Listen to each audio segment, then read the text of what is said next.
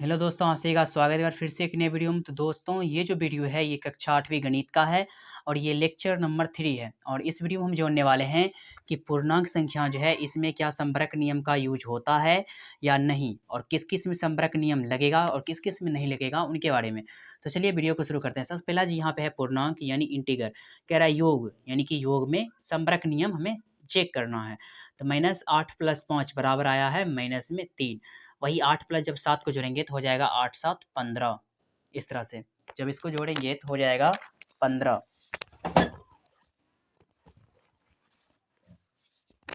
इसको जरूरत हो गया 15 और यहाँ पे माइनस में 9 और प्लस में 2 है। माइनस प्लस हो जाएगा माइनस, चिन्ह बेसी वाला।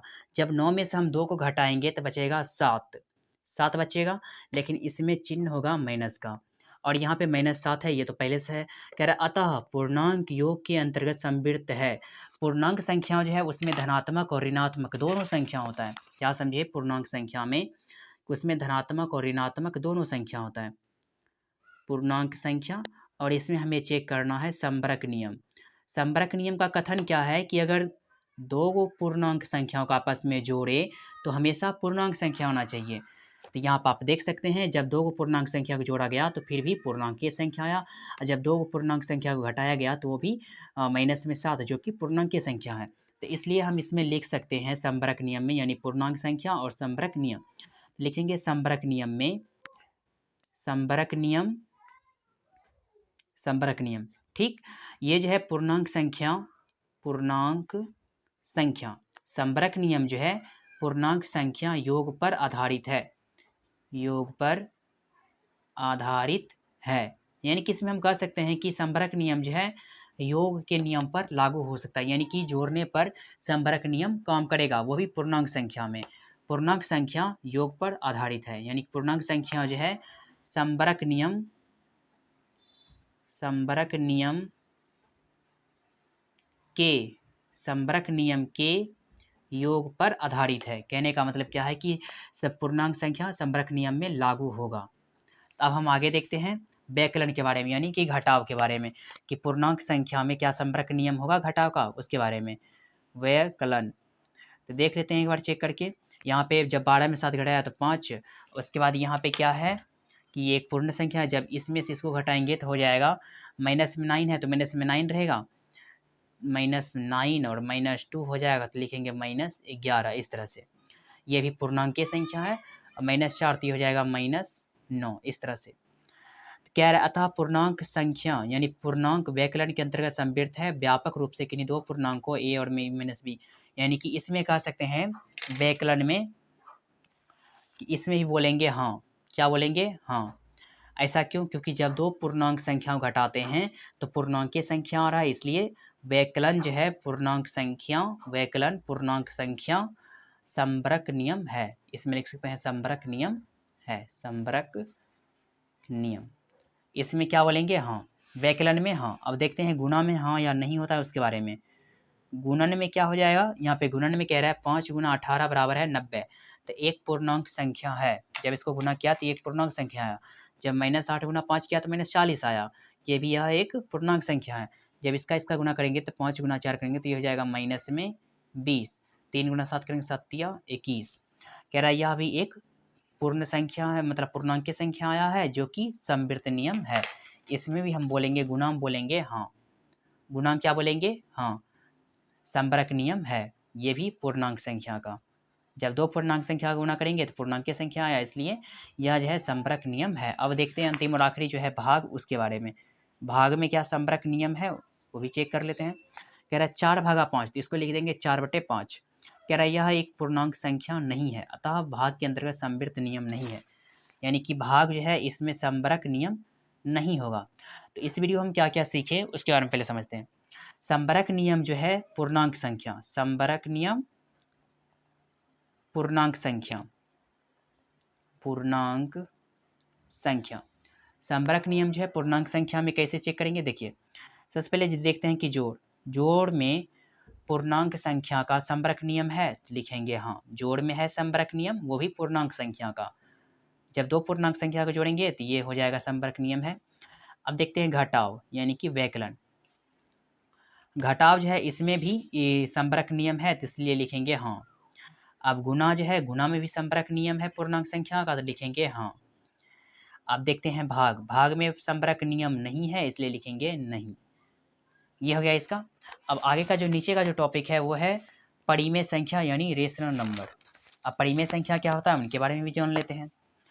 तो परिमेय जो संख्या है इसका डिफिनेशन यहाँ पे कह रहा है, जैसा कि हम जानते हैं कि ऐसी संख्या जो पी वाई क्यू के रूप में हो व्यक्त की जा सके परिमेय संख्या कहलाती है। इस सिंपल में बता रहा है कि यहाँ पे कि जो पी वाई क्यू के रूप में लिखा जा सके वो परिमेय संख्या कहलाएगा, जहाँ पी और क्यू पूर्णांक हो तथा क्यू इक्वल नॉट जीरो। अगर आप डिफिनेशन लिखना चाहेंगे तो यहाँ से यहाँ तक डिफिनेशन लिख सकते हैं परिमेय संख्या का। परिमेय संख्या का जो परिभाषा है यहाँ से लेके यहाँ तक आप लिख सकते हैं। और जैसे में एग्जाम्पल में दिया है 0, -5, 3/5, 7, अगर एग्जाम्पल भी लिखना चाहेंगे तो आप यहाँ तक एग्जाम्पल भी लिख सकते हैं। उसके बाद हम आगे देखते हैं, कह रहा है क्योंकि संख्याएं 0, -5, 7 आदि को पी वाई क्यू के रूप में लिखा जा सकता है, इसलिए ये सभी परिमेय संख्या यानी परिमेय संख्या वही होगा जिसे हम पी वाई क्यू के रूप में लिख सकते हैं। अब यहाँ पे कुछ देख सकते हैं कि -2 गुना 2 किया तो -4 हो गया, 3 गुना 2 किया तो हो गया 6, यह तुल्य भिन्न है।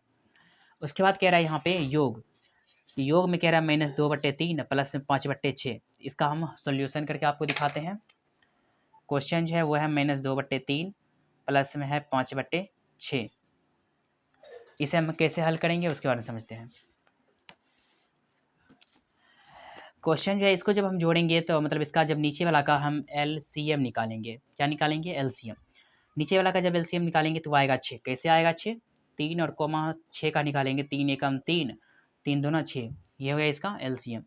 अब LCM में इसको और इसको गुना करेंगे, 3 गुना 2 तो हो जाएगा 6, इसलिए LCM आ गया 6। अब इस 3 से इसमें भाग देंगे, 3 से भाग देंगे 6 में, तो ये हो जाएगा 3 दूना 6, ये इस तरह से कट गया। अब इस 2 में गुना करेंगे, 3 के ऊपर में जो है कितना माइनस में 2 है, तो माइनस में 2 इसको लिख देंगे। अब इसको जब गुना करेंगे तो हो जाएगा 2 गुना 2 4 और माइनस है तो माइनस, तो यहाँ पे लिखेंगे -4, फिर बीच में प्लस है तो प्लस दे दिए, फिर 6 गुना 1 करेंगे तो हो जाएगा 6। ठीक, अब 6 से जब 6 से भाग देंगे 6 में, सॉरी यहाँ पे 6 से भाग देंगे 6 में तो हो जाएगा 1। अब 1 से गुना करेंगे, 6 के ऊपर में क्या है 5, तो हो जाएगा ये 5, तो यहाँ लिखेंगे 5। जब इसको हम जोड़ेंगे तो माइनस प्लस हो जाएगा माइनस, क्या होगा माइनस प्लस बराबर होगा माइनस, लेकिन चिन्ह बेसी वाला, चिन्ह बेसी वाला, ऐसा इसलिए चिन्ह बेसी वाला। हमें करना क्या है कि इसमें देख सकते हैं कि घटाना है, जब 5 में से 4 घटाएंगे तो बचेगा 1, लेकिन चिन्ह किसका देंगे, 5 का चिन्ह ज़्यादा है इसलिए प्लस का पॉइंट रहेगा, और नीचे में 6, ये हो गया इसका आंसर। इसके बाद फिर समझिए नीचे का LCM, इससे इसमें भाग दिए और ऊपर वाला से गुना किए, फिर इससे इसमें भाग दिए फिर ऊपर वाला से गुना किए और घटा के लिख दिए, जो आया यहाँ पे आंसर। अब आगे देखते हैं क्या कह रहा है यहाँ पे। ये तो इसका ख़त्म हो गया, आगे का जो पेज है उसको देखते हैं।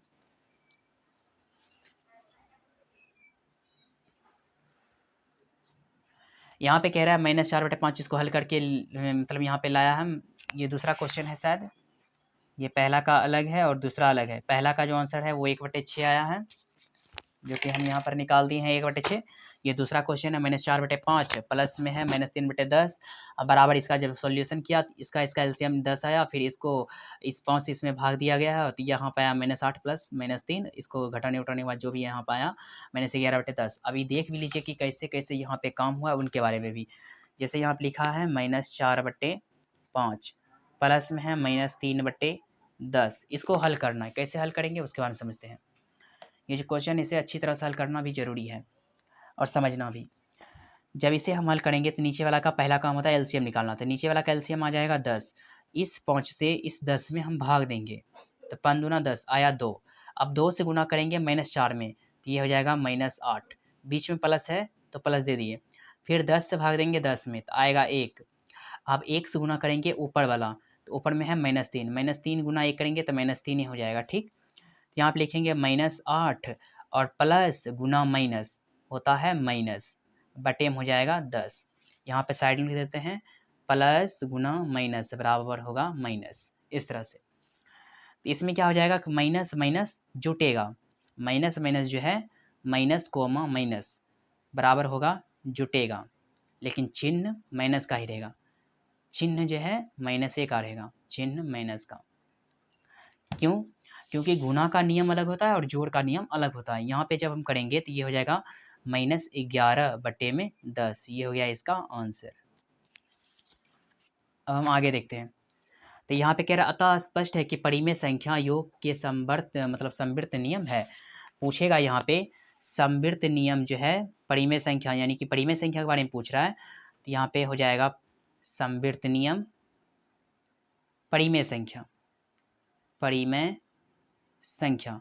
अब पहला जो परिमेय संख्या का संवृत्त नियम है, क्या योग में संवृत्त नियम है? तो लिखेंगे हाँ, योग में परिमेय संख्या का संवृत्त नियम है।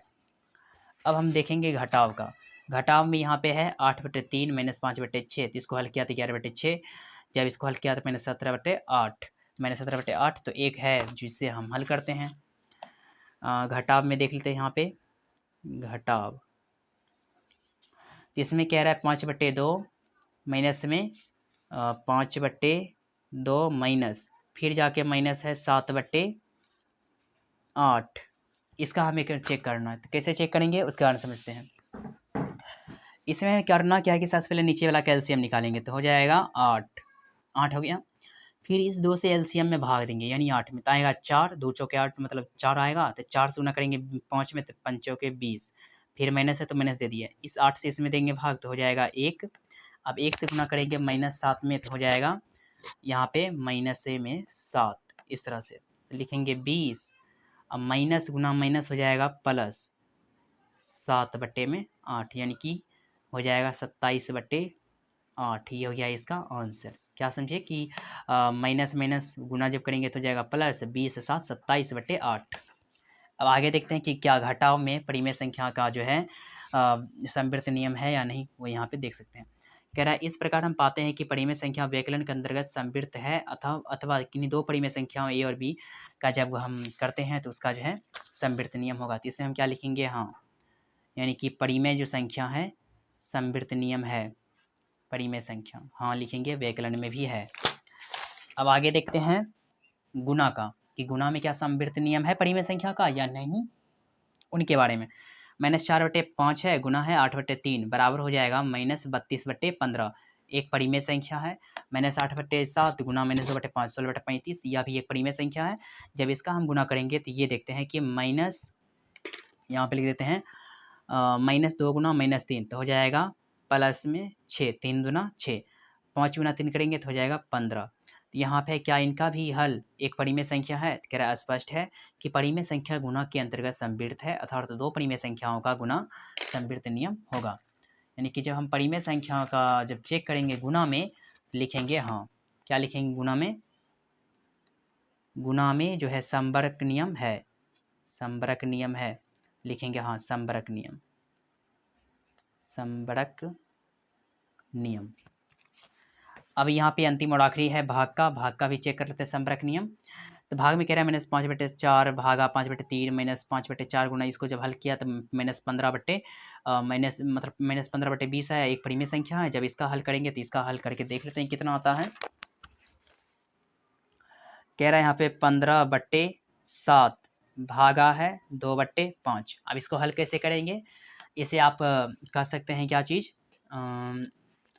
भिन्न का भाग भी इसे कह सकते हैं। लिखेंगे 15/7, ये भाग है तो इसको गुणा में पहले बदल देंगे।